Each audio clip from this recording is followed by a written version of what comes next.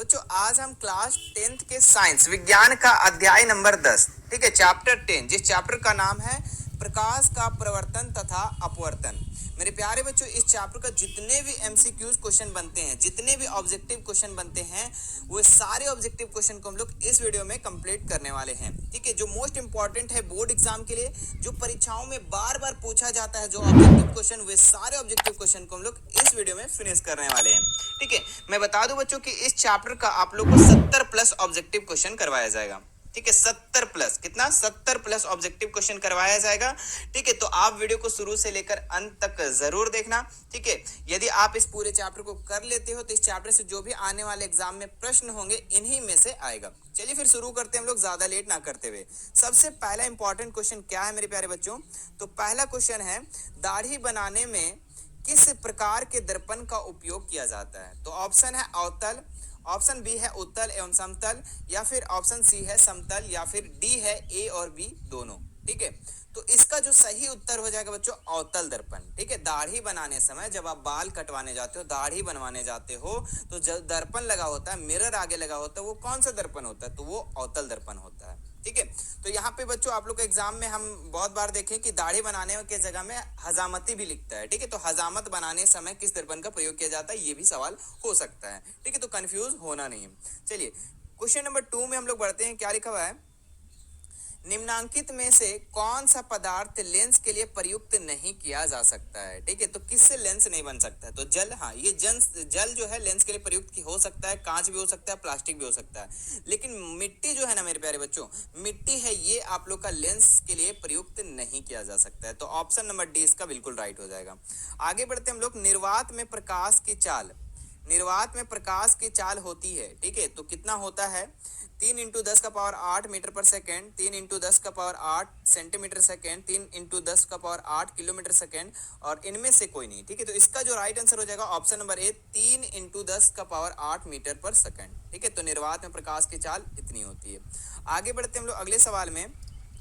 प्रवर्तन के नियम से निर्धारित होता है। ठीक है, तो आपतन कोण, प्रवर्तन कोण बराबर होता है, आप प्रवर्तन कोण और अपवर्तन कोण बराबर होता है, आपतन कोण और विचलन कोण बराबर होता है, इनमें से कोई नहीं। ठीक है, तो प्रवर्तन के दो नियम है बच्चों। ठीक है, प्रकाश का प्रवर्तन का दो नियम है, जिसमें से आपतन कोण और प्रवर्तन कोण जो होते हैं ये दोनों बराबर होते हैं। ठीक है, ऑप्शन नंबर ए इसका बिल्कुल राइट हो जाएगा। ठीक है, इसको हम थोड़े अच्छे से समझ लेते हैं। जैसे बच्चों यहाँ पे एक समतल कुछ दर्पण है, ठीक है, और इस तरीके से मान लो कि कोई किरण आ रहा है, ठीक है, आपतित किरण इस तरीके से आ रहा है, ठीक है, और यहाँ से क्या हो रहा है? प्रवर्तित किरण जा रहा है इस तरीके से, ठीक है, और बीच में एक जो होता है वो होता है अभिलंब। क्या होता है? बीच में एक होता है इस तरीके से जो होता है अभिलंब। ठीक है, और इससे जो एक बना कोण और इससे एक बना कोण, ठीक है, एक को हम लोग बोलते हैं आई और एक को आर, दोनों जो होता है ना इक्वल होता है। मतलब आपतन कोण ये वाला कोण और प्रवर्तन कोण मेरे प्यारे बच्चों, प्रवर्तन कोण, ये दोनों जो होते हैं आपस में बराबर होते हैं। ठीक है, तो इस चीज को आप लोग को याद रखना है। क्लियर है? ठीक है, चलो आगे बढ़ते हैं। यहाँ पे आप लोग का ये भी हो सकता है I is equal to are. ठीक है, यानी आपतन कोण और प्रवर्तन कोण दोनों क्या होते हैं? आपस में बराबर होते हैं। आगे देखते हैं हम लोग। प्रकाश की किरणें गमन करती है, ठीक है, तो कैसी, कहाँ गमन करती है? तो सीधी रेखा में, टेढ़ी रेखा में, किसी भी दिशा में, इनमें से कोई नहीं। तो ये सीधी रेखा में गमन करती है बच्चों, ऑप्शन नंबर ए इसका राइट हो जाएगा। किसी माध्यम से अपवर्तनांक का मान होता है, ठीक है, किसी माध्यम से अपवर्तनांक का मान कितना होता है? साइन आई बटा साइन आर, साइन आर बटा sine I into sine R, और sine R into sine R. ठीक है, तो इसका जो राइट आंसर हो जाएगा बच्चों option number A, sign I बटा साइन आर। ठीक है, चलो आगे बढ़ते हम लोग। प्रकाश के अपवर्तन के कितने नियम हैं? ठीक है, तो प्रकाश के अपवर्तन के जो नियम है बच्चों वो दो नियम है। ठीक है, याद रखना, प्रकाश के अपवर्तन के दो नियम है। ठीक है, और प्रकाश के प्रवर्तन का भी दो नियम है, ये भी आप लोग को याद रखना है। प्रकाश के प्रवर्तन का भी दो नियम है और अपवर्तन का भी दो नियम है। आगे बढ़ते हम लोग। उत्तल दर्पण द्वारा बना प्रतिबिंब सदैव होता है। ठीक है, तो उत्तल दर्पण द्वारा बना प्रतिबिंब कैसा होता है बच्चों? तो ये हमेशा सीधा होता है। ठीक है, सीधा और आभासी होता है, काल्पनिक, जिसको आभासी को हम लोग काल्पनिक कहते हैं। तो उत्तल दर्पण से जो भी बनता है प्रतिबिंब बच्चों, जो छाया बनता है वो आपका सीधा बनता है और आभासी बनता है, ठीक है, काल्पनिक बनता है। लेकिन यही अवतल दर्पण में पूछा तो उल्टा लिखना है वहां, वास्तविक और उल्टा। ठीक है, तो याद रखना। चले आगे बढ़ते हैं हम लोग अगले सवाल में। समतल दर्पण द्वारा क्या बनते हैं? ठीक है, तो समतल दर्पण द्वारा क्या बनते हैं बच्चों, ठीक है, आभासी प्रतिबिंब,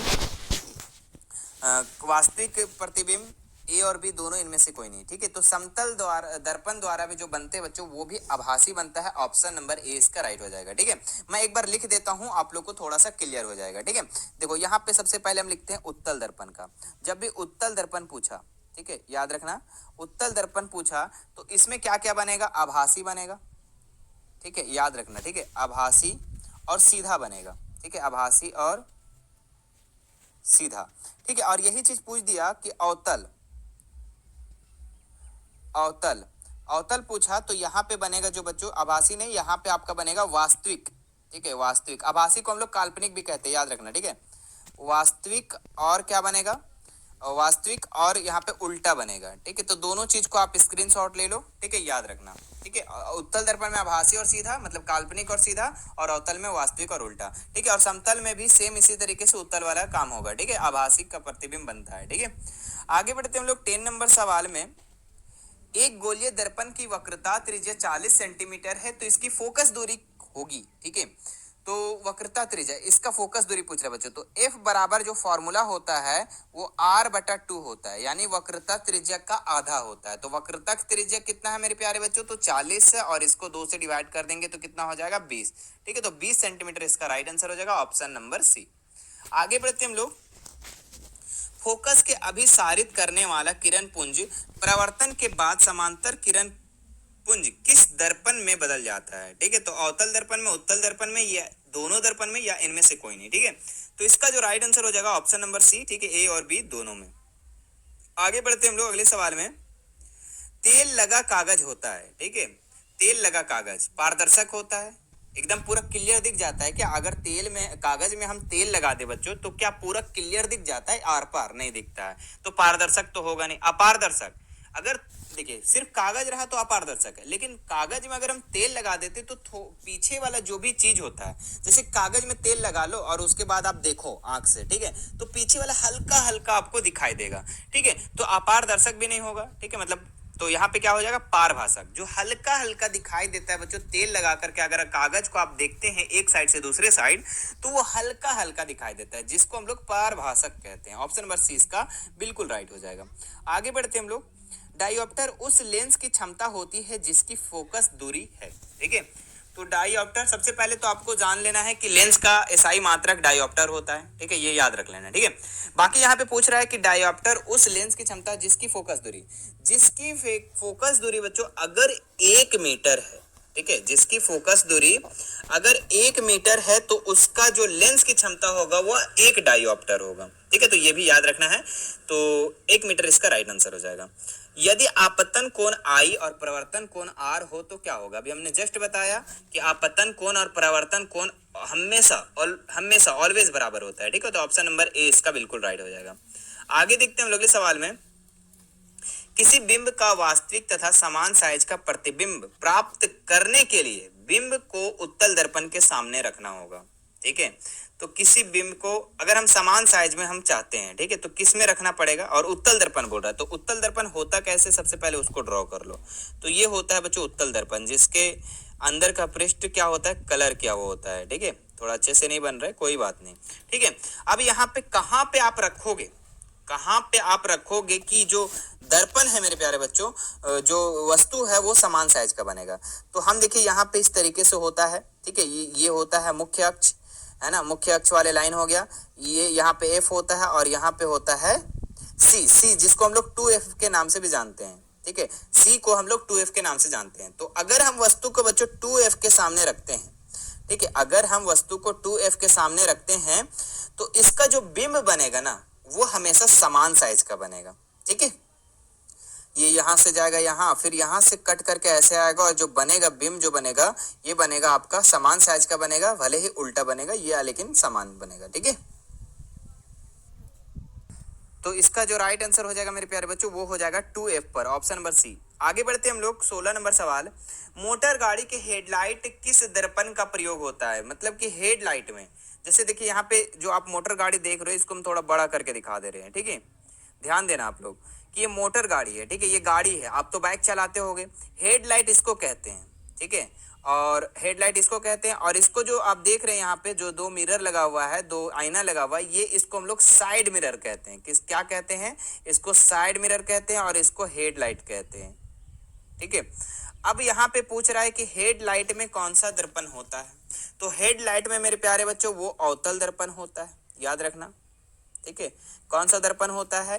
तो अवतल दर्पण होता है। और मेरे प्यारे बच्चों, और जो साइड मिरर में होता है, ठीक है, जो आप जब गाड़ी चलाते हो तो पीछे देखने के लिए ये मिरर का प्रयोग करते हैं। और ये जो मिरर होता है बच्चों, ये आपका उत्तल दर्पण का होता है। कौन सा दर्पण का होता है? उत्तल दर्पण का। तो दोनों चीज याद रहेगा।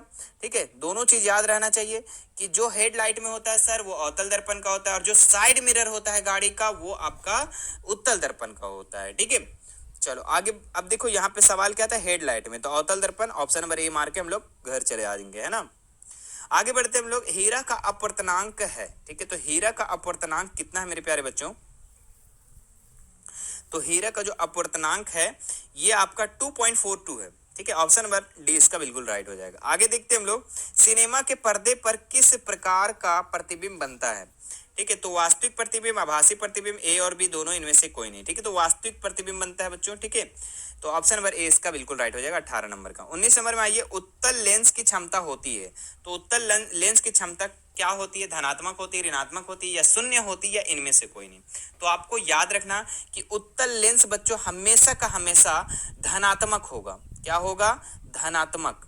ठीक है, उत्तल लेंस होगा जो वो धनात्मक होगा, और जो ऋणात्मक होगा बच्चों वो अवतल लेंस होगा। कौन सा लेंस? अवतल लेंस। ठीक है, इसका एक स्टोरी हम थोड़ा सा बताते हैं, आपको थोड़ा ज्यादा क्लियर होगा। ठीक है, देखो बच्चों देखो बहुत सारे स्टूडेंट लोग को क्या है कि चश्मा लग जाता है, जैसे मेरा भी लग गया। ठीक है, तो जिसको नजदीक का दिखाई देता है दूर का नहीं दिखाई देता, किसी को नजदीक का दूर का दिखाई देता है, नजदीक का नहीं दिखाई देता है। ठीक है, तो इस तरीके से होता है। तो जिसका उत्तल लेंस लगा होता है बच्चों, ठीक है, जिसका आंख में, जिसका चश्मा में उत्तल लेंस लगा होता है, ठीक है, उसका जो ये नंबर देखेंगे तो वो धनात्मक होगा, प्लस पॉइंट होगा। ठीक है, याद रखना। और जिसका अवतल लेंस लगा हुआ रहता है उसका जो उसका नंबर होता है चश्मा का, वो आपका ऋणात्मक में होता है, माइनस में। ठीक है, तो मुझे तो बच्चों माइनस में है। ठीक है, यानी मुझे दूर वाले क्लियर नहीं दिखाई देता। इसका मतलब कि हम जो है अवतल दर्पण का प्रयोग कर रहे हैं, और दर्पण बोल देते हैं, सॉरी, अवतल लेंस का प्रयोग कर रहे हैं। और मेरा जो नंबर आता है ना जब भी हम चेक करवाते हैं तो वो माइनस में होता है। ठीक है, तो ये माइनस में होता है, जिसको अवतल दर्पण, अवतल लेंस जो चश्मा यूज करता है, और जो उत्तल लेंस का जो चश्मा का यूज करता है उसका जो नंबर आएगा वो पॉजिटिव आएगा। ठीक है, तो अब उम्मीद है कि क्लियर आपको हो गया होगा। ठीक है, आगे बढ़ते हैं हम लोग अगले सवाल में। 2 डायोप्टर, ठीक है, 2D क्षमता वाले लेंस की फोकस दूरी है। ठीक है, तो इसका एक फॉर्मूला होता है बच्चों कि P बराबर 1/f। ठीक है, जिसका P यहाँ पे दे दिया गया है और फोकस दूरी निकालने बोल रहा है। ठीक है, अगर हम F को इधर कर देते हैं तो क्या हो जाएगा? 1/P हो जाएगा। ठीक है, और इस पे पुट कर देंगे तो हमारा क्या हो जाएगा? 1 यहाँ पे देखिए मीटर में, यहाँ सेंटीमीटर में दिया हुआ है, और हमारा जो 1/1 जो दिया हुआ रहता है ये मीटर में, तो इसको हम सेंटीमीटर में करने के लिए 100 कर देंगे। और P कितना दिया हुआ बच्चों? P 2 दिया हुआ है। ठीक है, देखिए 2 डायोप्टर 2 दिया हुआ है, तो ये कितना हो जाएगा? 50। तो इसका राइट आंसर हो जाएगा 50 सेंटीमीटर। ठीक है, आपको फॉर्मूला बस याद रखना, P बराबर 1/f होता है। जब F निकालने बोलेगा तो P को इधर कर देना, और P को निकालने रहा तो F को इधर कर देना। ठीक है, आगे बढ़ते हम लोग। 50 इसका राइट आंसर हो जाएगा। ठीक है, ऑप्शन नंबर ए। लेंस की क्षमता के सही मात्रक क्या होगा? अभी हमने जस्ट बताया, डायोप्टर होता है। ठीक है, जब भी आप चश्मा चेक करवाओगे ना, अपने आंख का चेक करवाओगे, तो अगर किसी का आंख खराब है तो उसका जो नंबर मिलता है वो डायोप्टर में मिलता है। ठीक है, आगे देखिए, उत्तल लेंस में जब बिंब फोकस एवं लेंस के बीच रखी जाती है तब प्रतिबिंब बनता है। तो कैसा बनता है बच्चों? ठीक है, फोकस और लेंस के बीच जब रखा जाता है तो काल्पनिक और सीधा, काल्पनिक और उल्टा, वास्तविक और उल्टा, वास्तविक और सीधा। ठीक है, तो सबसे पहले देखो बच्चों कि काल्पनिक बनेगा तो उल्टा नहीं बनेगा, ये ऑप्शन कट गया। ठीक है, और वास्तविक बनेगा तो सीधा नहीं बनेगा, वास्तविक के साथ हमेशा उल्टा बनेगा, और काल्पनिक के साथ हमेशा सीधा बनेगा। अब ए और बी में यहाँ पे 2 ऑप्शन आ गया। ठीक है, तो इसका जो राइट आंसर हो जाएगा बच्चों ए नंबर, ठीक है, काल्पनिक और सीधा। ठीक है, आप लोगों को हमने पहले बताया उत्तल लेंस में जो भी बिंब बनता है लगभग का लगभग आपका काल्पनिक बनता है, आभासी बनता है, आभासी, और उसके साथ क्या होता है, सीधा होता है। ठीक है, तो ऑप्शन कटिंग करना सीख गए कि कैसे ऑप्शन कटता है। ठीक है, काल्पनिक के साथ कभी उल्टा नहीं लगेगा, काल्पनिक के साथ हमेशा सीधा लगेगा, वास्तविक के साथ हमेशा उल्टा लगेगा, कभी सीधा नहीं लगेगा। ठीक है, आगे बढ़ते हम लोग। किसी लेंस के प्रकाशी के केंद्र से होकर गुजरने वाली किरणें के पथ में अपवर्तन के बाद क्या होता है। ठीक है, तो किसी लेंस के प्रकाशीय केंद्र से होकर गुजरने वाली किरणों का जो पथ होता है बच्चों, वो हमेशा विचलन नहीं होता है, वो सीधा जाता है। जैसे कि मान लो कि ये आपका दर्पण है या लेंस है, कुछ भी है, दर्पण है मान लो, ठीक है, और इस, चलो लेंस बना देते हैं, ठीक है, और ये होता है प्रकाशिक केंद्र। ठीक है, यहाँ से जो भी रेखा गुजरेगी वो सीधा होगा, ऐसा नहीं कि यहाँ आया और ऐसे चला गया, ऐसा टेढ़ा नहीं होगा। ठीक है, जो भी यहाँ से गुजरेगा वो आपका सीधा गुजरेगा। ठीक है, प्रकाशिक केंद्र यही होता है, बीच वाला, और इससे जो भी रेखा गुजरेगा, वो किरण जो गुजरेगा वो हमेशा सीधा गुजरेगा, चाहे वो उत्तल दर्पण हो चाहे वो अवतल दर्पण हो, याद रखना। तो ये विचलन नहीं होता है, ऑप्शन नंबर ए इसका राइट हो जाएगा। प्रकाशिक माध्यम कितने प्रकार के होते हैं। ठीक है, तो प्रकाशिक माध्यम कितने प्रकार के होते हैं बच्चों, तो दो प्रकार के होते हैं। कितने प्रकार के, दो प्रकार के, एक पारदर्शक प्रकाशिक माध्यम और एक अपारदर्शक प्रकाशिक माध्यम। ठीक है, तो याद रखना है।